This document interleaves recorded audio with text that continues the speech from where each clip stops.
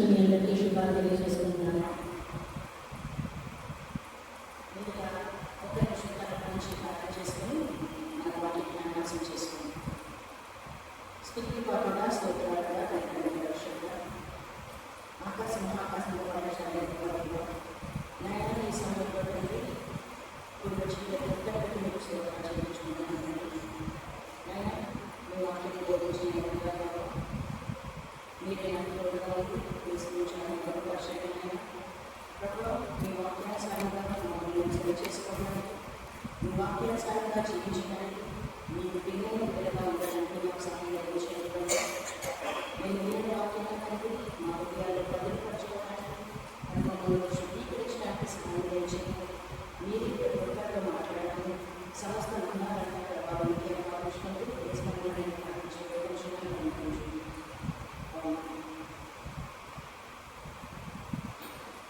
మొట్టమొదటిగా నాకు అవకాశం ఇచ్చిన దేవాలయాన్ని స్థితి చెల్లించుకుంటున్నారని నాకు అవకాశం ఇచ్చిన కమిటీ సభ్యులకు ప్రోగ్రాం తయారు చేసేవారికి మాస్టర్ గారికి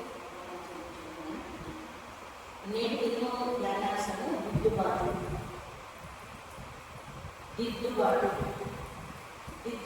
అంటే ఏంటంటే దిద్దుబాటు దినం చాలా చేసుకుంటాం. ఎప్పుడు ఇయర్ ఒకసారి దిద్దుబాటు దినం చేసుకుంటాం. ఏమంటాం దిద్దుబాటు దినాన్ని రిఫర్మేషన్ డేగా సెలబ్రేట్ చేసుకుంటాం. దిద్దుబాటు అంటే మనల్ని మనం కరెక్ట్ చేసుకోవాలి. మనం చదువుకున్న వాక్యం ఒకసారి చూద్దామండి. మత్తయి సువార్త 21వ అధ్యాయం 12వ వచనం. మత్తయి సువార్త 21వ అధ్యాయం 12వ వచనం. ఈ ఎపిసోడ్ యాక్చువల్లీ మనకు చాలా ఫెమిలియర్గా బాగా తెలిసిన ఎపిసోడే. ఇక్కడ యేసుప్రభువు వారు యెరూషలేము దేవాలయంలో ప్రవేశించినప్పుడు అక్కడ జరిగే కొన్ని విషయాలను బట్టి ఆయనకి చాలా కోపం వచ్చేస్తుంది. కోపం వచ్చి అక్కడ ఉన్న వాళ్ళందరినీ వెళ్ళగొట్టేసి అక్కడ 12వ వచనంలో చూడండి. యేసు దేవాలయంలో ప్రవేశించి క్రయ విక్రయం చేయని వారందరినీ వెళ్ళగొట్టి రూకలు మార్చి వారి బల్లలను బుగ్గలను వారి పీఠములను పడద్రోసి నా మందిరము ప్రార్థన మందిరం అనుకుంటును అని రాయబడినది. మీరు దానికి దొంగల వృధా చేసేవారని. ఇదే పోర్షన్లో మనకి 4 సువార్తల్లో కూడా కనిపిస్తాయి. మార్కు సువార్తలో, లూకా సువార్తలో, యోహాను సువార్తలో కూడా ఇదే పోర్షన్ ఉంటుంది. అయితే ఒక్కొక్క దగ్గర కొంచెం వేరియేషన్ ఉంటుంది. కానీ యోహాను సువార్తలో కొంచెం డిఫరెంట్గా ఉంది. మిగిలిన 3 సువార్తల్లో నా మందిరము ప్రార్థన మందిరము మీరు దొంగల పొంగా చేశారండి. యోహాను సువార్త ఒకసారి చూసినట్లయితే యోహాను సువార్త 2వ అధ్యాయం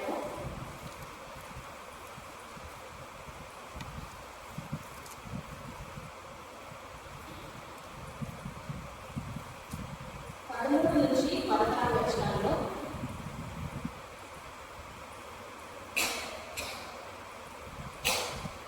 యోహాను సువార్త 2వ అధ్యాయం 13వ వచనం. యూదులు పస్కా పండుగ సమీపింపగా యేసు యెరూషలేమునకు వెళ్ళి దేవాలయంలో ఎడ్లను, గుర్రెలను, పావురములను అమ్మవారును, రూకలు మార్చువారును కూర్చుని చూచి త్రాళ్లతో కొరడాలు చేసి గొర్రెలను, ఎడ్లన్నిటిని దేవాలయంలో పోసి రూకలు మార్చువారి రూకలు చెల్లివేసి వారి బలను పడదోసి పావురములు అమ్మవారితో వీటిని ఇక్కడ నుండి తీసుకుని పొంది నా తండ్రి వీరు వ్యాపార పీఠంగా చేయకూడదని చెప్పారు. ఇక్కడ మాత్రం నా తండ్రి వీరు దాని వ్యాపార రూపాలు చేసుకున్నారు అని చెప్తారు.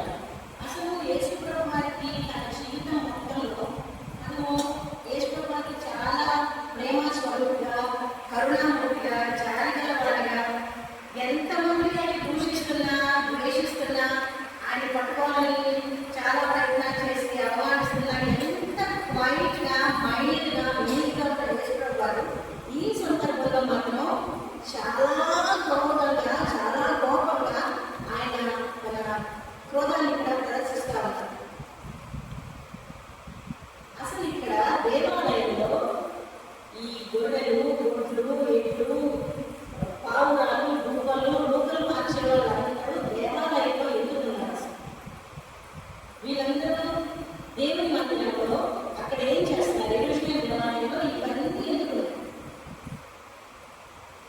ఇవన్నీ ఎందుకు ఉన్నాయంటే చదువుకున్న మొదటి భాగము ద్వితీయోపదేశకాండము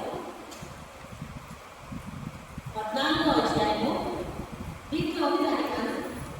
దేవుని మందిరంలో, దేవుని దేవాలయంలో ఇవన్నీ ఎందుకు ఉన్నాయి అంటే ఇందుకు ఉన్నాయి. ద్వితీయోపదేశకాండము 14వ అధ్యాయము మనకి 24 నుంచి చదవబడిందండి. నేను కొంచెం ముందుకు వెళ్తాను. 22వ వచనం నుండి చూడండి. ప్రతి సంవత్సరమున మీ విత్తనముల పంటలో దశమ భాగమును అవశ్యముగా వేరుపరచబడదు. నీ దేవుడైనచో నీ దేవుడైన యెహోవాకు నీవు భయపడ నేర్చుకున్నట్లు నీ దేవుడైన యెహోవా తన నామమును నివాస స్థానంగా ఏర్పరచుకున్న స్థలమున ఆయన సన్నిధిని నీ పంటలో కానీ, నీ ద్రాక్షరసంలో కానీ, నీ నూనెలో కానీ, 10వ వంతులో నీ పశువులలో కానీ, గొర్రె మేకలలో కానీ తొలుచూలు వాటిని తినవలను. ఏం చేయాలంట? సంవత్సర కాలం అంతా దేవుడు మిమ్మల్ని ఆశీర్వదించిన దాన్ని బట్టి చర్చ్కి వెళ్ళి తన నామమును నివాస స్థలంగా ఏర్పాటు చేసుకున్న స్థలం అంటే దేవాలయానికి వెళ్ళి అక్కడ నీ పంటలో కానీ, నీ ద్రాక్షరసంలో కానీ, నీ నూనెలో కానీ, 10వ భాగాన్ని పశువులో కానీ, గొర్రె మేకల్లో కానీ తొలిచూలు వాటిని దేవునికి అర్పించాలా? ఏం చేయమంటున్నాడు?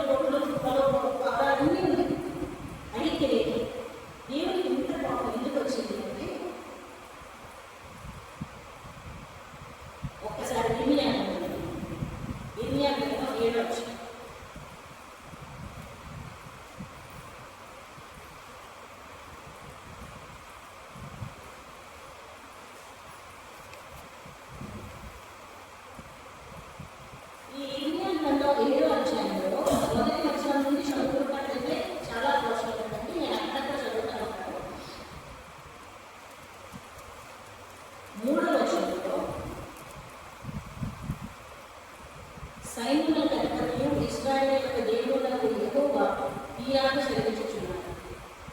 నేను ఈ శ్రమన మీరు నివసింపు చేయగలరు, మీ మార్గములను మీ క్రియలను దిద్దుకుని. ఈ శ్రమ యెహోవా ఆలయము, ఈ శ్రమ యెహోవా ఆలయము, ఈ శ్రమ యెహోవా ఆలయము అని మీరు చెప్పుకొనుచున్నారే. ఈ మోసకరమైన మాటకు ఆధారం చేసుకోకూడదు. ఇశ్రాయేలు ఈ పనులన్నీ చేస్తా మేము ధర్మశాస్త్ర ప్రకారమే నడుచుకుంటున్నాము, దేవుడు మాకు ఏ ఇన్స్ట్రక్షన్స్ ఇచ్చాడో దాని ప్రకారమే అన్ని పాటిస్తా ఉన్నాము, అన్ని ఆజ్ఞలు పాటిస్తున్నాము, ఆయన ఏది చెప్పాడో అదే తప్పకుండా నడుచుకుంటా ఉన్నాము అనుకుంటున్నాడు.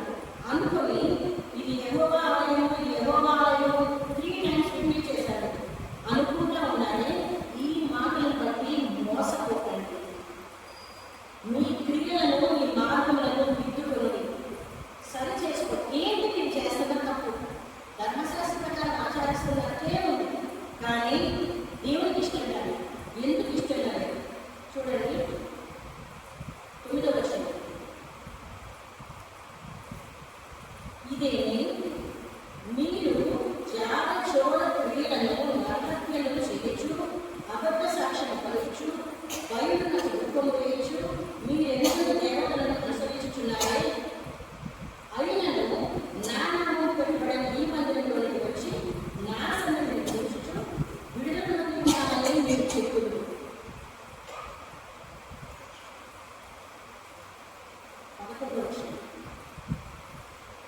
నాదని చాటబడిన ఈ మందిరము మీ దృష్టి దొంగలను ఆయన ఆలోచించు. దేవుని మందిరానికి వచ్చి ఇవన్నీ చేస్తారా?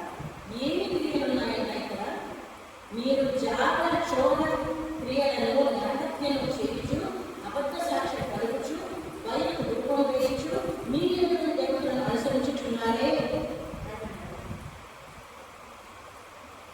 జాగ్రత్త 10 ఆజ్ఞల్లో ఒకటి జాగ్రత్త. మీరు వ్యభిచరింపకూడదు, అదే జాగ్రత్త. చోరు చోర చోర అంటే టెక్స్ట్ దొంగిలకూడదు, అది కూడా 18. నరహత్య చేయకూడదు 18. మేము ఆజ్ఞలన్నీ పాటిస్తాం కదా, ధర్మశాస్త్ర ప్రకారం 10 ఆజ్ఞలు మేము ఎక్కడ దొంగతనం చేస్తున్నాము, మేము ఎక్కడ జాగ్రత్తలు చేస్తున్నాము, మేము నరహత్య ఎట్లా చేస్తాము అనుకుంటున్నారు. మత్తయి సువార్త 5వ అధ్యాయంలో చెప్తా ఉన్నారు. కొండ మీద ప్రసంగంలో ఏవో చెప్తా ఉన్నారు.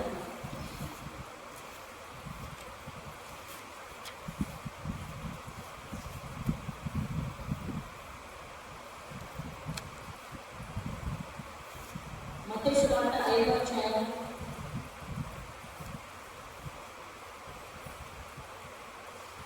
28వ వచనం. నేను మీతో చెప్పినది ఏమనగా, ఒక స్త్రీ మోహపు చూపుతో చూచు ప్రతి వాడు అప్పుడే తన హృదయం వారితో వ్యభిచారం చేసినవాడు. 5వ అధ్యాయం 21వ వచనం నుంచి 26వ వచనం చదివితే 22వ వచనంలో తన సహోదరుని మీద కోపపడు ప్రతి వాడు విమర్శకుడును, తన సహోదరుని చూచి విరతుడా అని చెప్పువాడు మహాసకుడును, ద్రోహి అని చెప్పువాడు నరకాగ్నికి. మాటలతో ఎదుటివాడిని మనం హింసిస్తే అదే నరహత్య. మోహపు చూపుతో ఎవరైనా చూస్తే అదే మనం చేసే వ్యభిచారం. దొంగతనం ఎలా చేస్తాం? దొంగతనానికి కూడా డెఫినేషన్ ఏమిటి? మలాఖీ గ్రంథం చూడండి. మలాఖీ గ్రంథం 3వ అధ్యాయం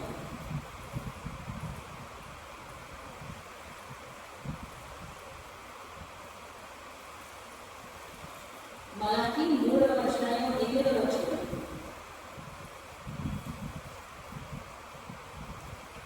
మలాఖీ 3:8. మానవుడు దేవుని దొంగిలినా అయితే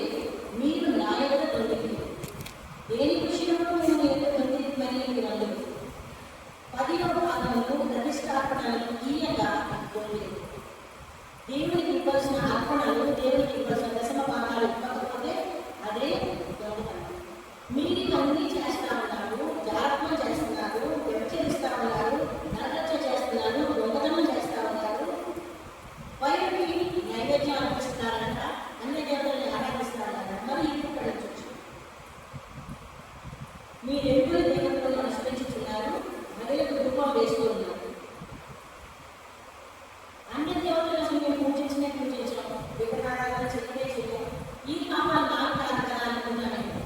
కాదు, దేవుని కంటే దేనికి ప్రయారిటీ ఇచ్చినా అది విగ్రహం. మనల్ని మనం అబ్జర్వ్ చేసుకుంటే తెలుస్తుంది మనం దేవుని కంటే దేన్ని ముందు పెడతాము. ఎవ్రీథింగ్ ఈజ్ ఒక అన్య దేవత.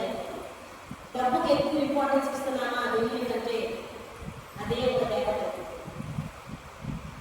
మొబైల్ ఫోన్ నమ్మడేసి దీనికి ఇచ్చినంత ఇంపార్టెన్స్ ఎవ్వరూ దేనికి ఇవ్వట్లేదు. పడుకునే ముందు అదే కావాలి, మార్నింగ్ ఎవరు అదే కావాలి అనుకుంటాను. మేము దేవుని వాక్యమే వింటున్నాము, ఇంట్లో యూట్యూబే చూస్తున్నాము, దేవుని వాక్యాలన్నీ ఇంట్లో వింటాము. How much time it is consuming. బైబిల్తో ఎంత టైం గడుపుతున్నామో మొబైల్తో ఎంత టైం గడుపుతుంది. మార్నింగ్ ఆఫ్టర్నూన్ ఈవినింగ్ పిల్లలకైతే క్లాసెస్ దాంట్లోనే, పెద్దవాళ్ళకైతే ఎంటర్టైన్మెంట్ దాంట్లోనే, ఎన్ని రకాలుగా మనం ఈ మొబైల్ యూజ్ చేస్తాం. దట్ ఇట్స్ ఈజ్ అది కూడా ఒక అనేది. మనము దాన్ని ఆలోచించాం, దానికే మన టైం అంతా, దానికే మన మనసు అంతా.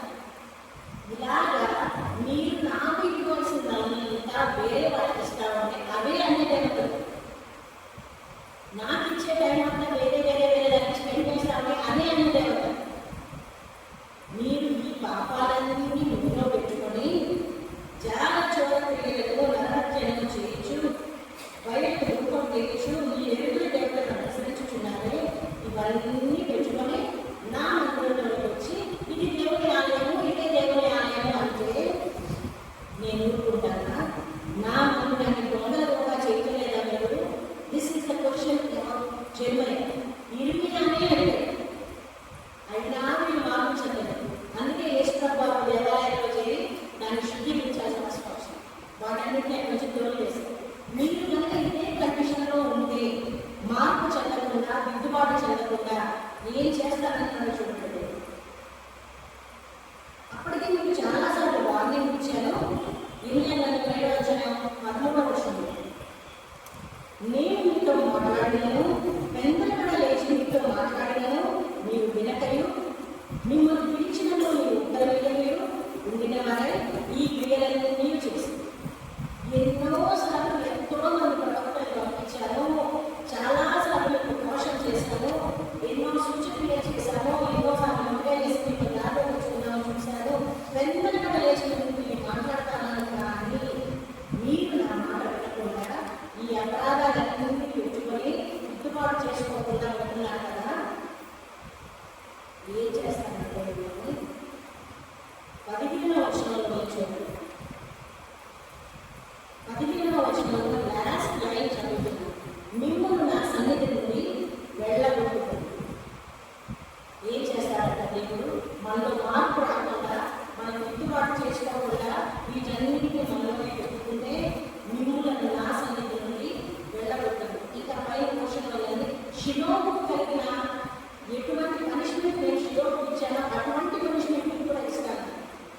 షిలోకు ఎటువంటి పనిష్మెంట్ ఇచ్చాడు అంటే, షిలోలో యాక్చువల్లీ షిలోము దేవుని ఆరాధన ప్లేస్, దేవుని ప్రత్యక్షత కూడా గాడ్స్ ట్యాబర్నకల్ ఎస్టాబ్లిష్ చేసింది షిలోలో. దేవుడు ఎప్పుడు ఇస్రాయేలుతో మాట్లాడాలన్నా ఆ ప్లేస్కి వచ్చేవాడు, అక్కడ ప్రత్యక్షత కనిపించేది, దాని ద్వారా మాట్లాడుతూ ఉంటాడు. అది ఆరాధన ప్లేస్. షిలోము ప్రార్థనా స్థలం అయితే, ఈ షిలోములో దేవుడు ఏం చేశాడంటే, ఒకసారి కీర్తనల గ్రంథం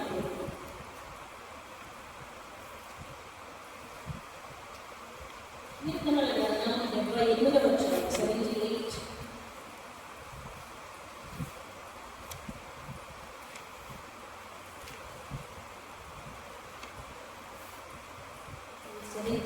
చాప్టర్ 52nd వర్స్ 52వ వచనం.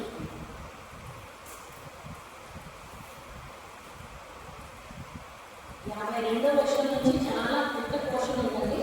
అక్కడ అంతా చెప్తూ ఉంటాడు కదా, నేను మిమ్మల్ని ఎంతగా ప్రొటెక్ట్ చేస్తున్నాను, ఎంతగా బ్లెస్ చేస్తా ఉన్నాను, ఎంత జాగ్రత్తగా కాపుకాస్తా ఉన్నాను, గొర్రెలనే తోడుకు వస్తున్నాను కదా, మళ్ళీ నడిపించుకొస్తున్నాను కదా, మీకు భయం లేకుండా సురక్షితంగా ఉంచుతున్నాను, శత్రువులను మీ నుంచి తీసివేస్తున్నాను, మీ సరిహద్దులను మీరు దాటుకుంటా వెళ్తాను, నేను మీతో పాటు వస్తా ఉన్నాను, అన్ని జన్మలు నెలకొంటున్నాను. ఇంకా చాలా మీకు ఏమేమి చేశాను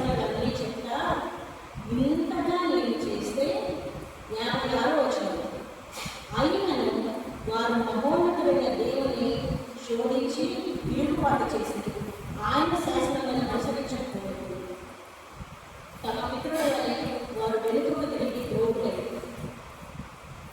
59 దేవుడు దీన్ని చూసి ఆకటించి ఇశ్రాయేలులను బహుగా ఆసక్తించుకుంది.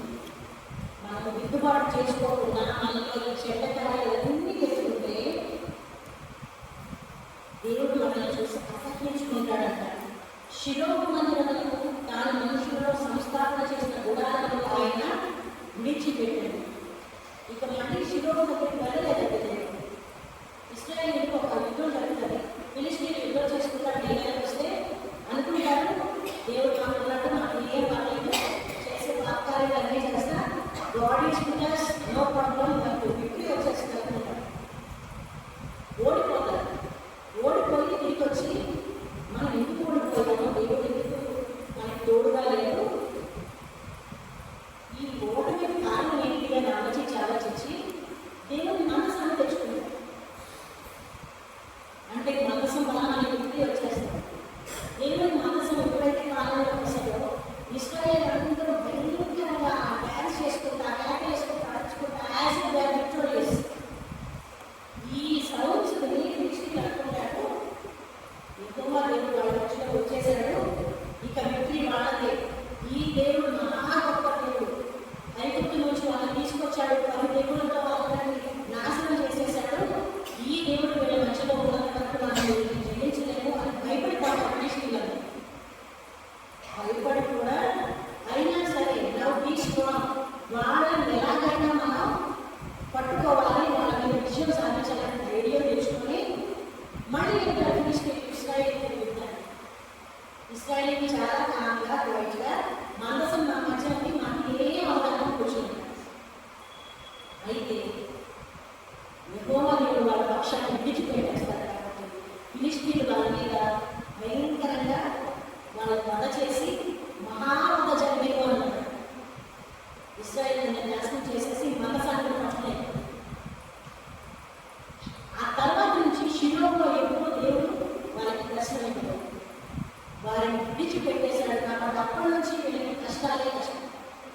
దేవుడు చెప్తారు అన్నాడు, మీరు మిమ్మల్ని దిద్దుకోకపోతే మిమ్మల్ని విడిచిపెట్టేస్తారు. అయితే దిద్దుకుంటే ఏం చేస్తారని కూడా చెప్తున్నాడు. ఇర్మియా గ్రంథం 7వ అధ్యాయం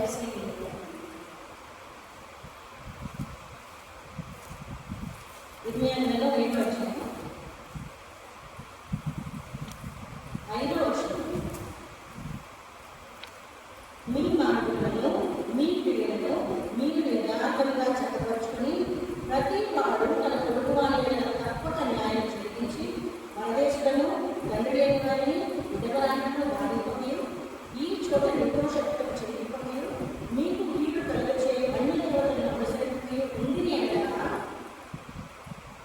ఈ స్థలమున తనకు నిత్యులుగా ఉన్నట్టుగా యోగు కారణాన్ని ఇతరుల దేశంలో మిమ్మల్ని కాపాడుకుంటున్నారు. ప్రామిస్ ల్యాండ్ మీకు ఇస్తారు. ఎప్పుడు ఇస్తారంట? మిమ్మల్ని మీరు సరి చేసుకోవాలి, మీ క్రియలను మీ మార్గాలను చక్కదిద్దుకోవాలి, అన్నిలను విధవరాలను బాధించకుండా ఉండాలి, పొరుగు వారికి న్యాయంగా ఉండాలి, అన్ని దేవతలను అనుసరింపకుండా ఉండాలి. ఇవన్నీ చేస్తే మీకు నేను వాగ్దానం చేసే దేశంలో మిమ్మల్ని ప్రవేశపెడతాను. ఈ లేదు మేము అంత కారణంగా మేము కరెక్ట్గానే ఉన్నామని మిమ్మల్ని దిద్దుకోకుండా ఉంటే మాత్రం మిమ్మల్ని విడిచిపెట్టేసి వెళ్ళిపోతాను అని చెప్తాను. కాబట్టి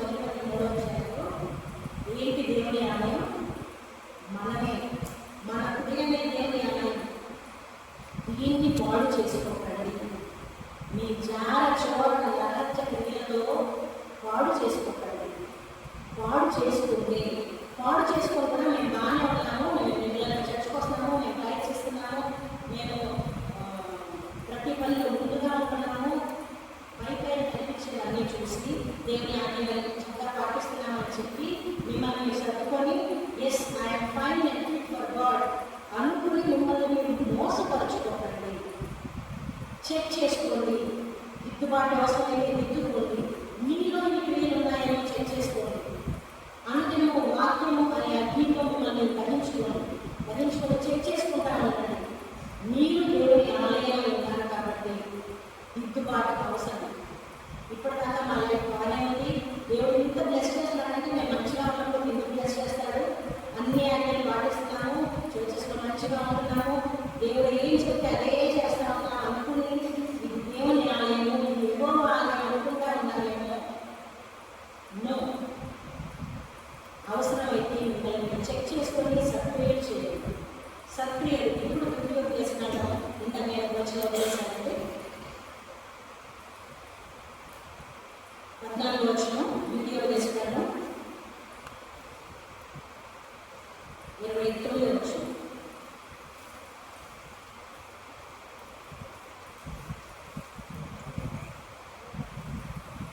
మీ మధ్యలో ఆలయంలో స్వస్థమైన లేని లేవీయులను నీ ఇంట్లో పరదేశంలో తండ్రి వారు విధవరాలను వచ్చి భోజనం చేసి తృప్తిపోయి వాళ్ళందరినీ నువ్వు ఆదరిస్తున్నావా?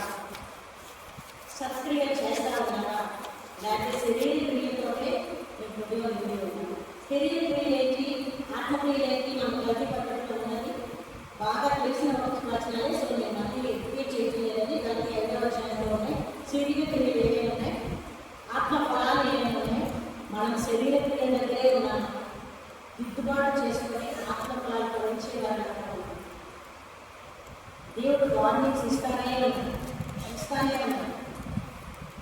ఇంకా మీరు మారకపోతే, మీరు ఇన్ఫర్మేషన్ అనేది లేకపోతే మిమ్మల్ని విడిచిపెట్టేసే. మీకు ప్రామిస్డ్ ల్యాండ్ కావాలా వద్దా? ఇప్పుడు ప్రామిస్డ్ ల్యాండ్ అనేది నూతన విషయం.